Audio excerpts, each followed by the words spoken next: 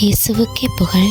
இயேசுவில் பிரியமானவர்களே, இன்று நம் ஆண்டவர் எரேமியா 7ஆம் அதிகாரம் 23ஆம் வசனத்தினூடாக இவ்வாறு நம்மோடு பேசுகின்றார். என் குரலுக்கு செவி கொடுங்கள், அப்போது நான் உங்களுக்கு கடவுளாயிருப்பேன், நீங்கள் என் மக்களாய் இருப்பீர்கள். ஆம் பிரியமானவர்களே, ஆண்டவர் தமக்கு உகந்த மக்களாக நாம் வாழ வேண்டுமென்று ஆசைப்படுகின்றார். அதற்காகவே இன்று இந்த வார்த்தையினூடாக நம்மை அழைத்து நிற்கின்றார். நாம் அவருக்கு உகந்த மக்களாக வாழ வேண்டும் என்றால் எங்களுக்குள்ள இருக்கிற தீய எண்ணங்களை எல்லாம் முதல்ல விட்டு விடணும்.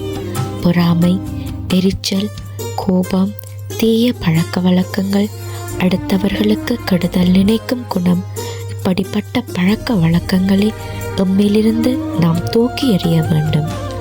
திருவிவிலியத்தை எடுத்து வாசிக்கும் போது ஆண்டவருடைய சொல்லுக்கு கட்டுப்பட்டு வாழ்ந்தவர்கள் எப்படி இருந்தார்கள் என்றும், அவருடைய வார்த்தைக்கு கட்டுப்படாதவர்களுடைய வாழ்க்கை எவ்வாறு பாழாய் போனது என்றும் நாம் அறிந்து கொள்ளலாம். பிரியமானவர்களே, நாம் ஆண்டவருடைய வார்த்தையின்படி செயல்படும் போது ஆசீர்வதிக்கப்பட்டவர்களாக இருப்போம். நாங்கள் 10 கட்டளையின்படி எங்களுடைய வாழ்க்கையை வாழ்ந்தாலே ஆண்டவருடைய கிருபையை பெற்று அவருக்கு உகந்தவர்களாக வாழுவோம். ஜெபம் செய்வோமா?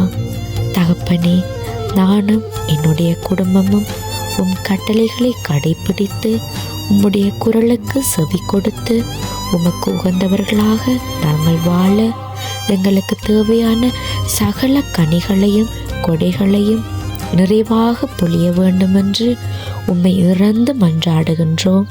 ஆமேன்.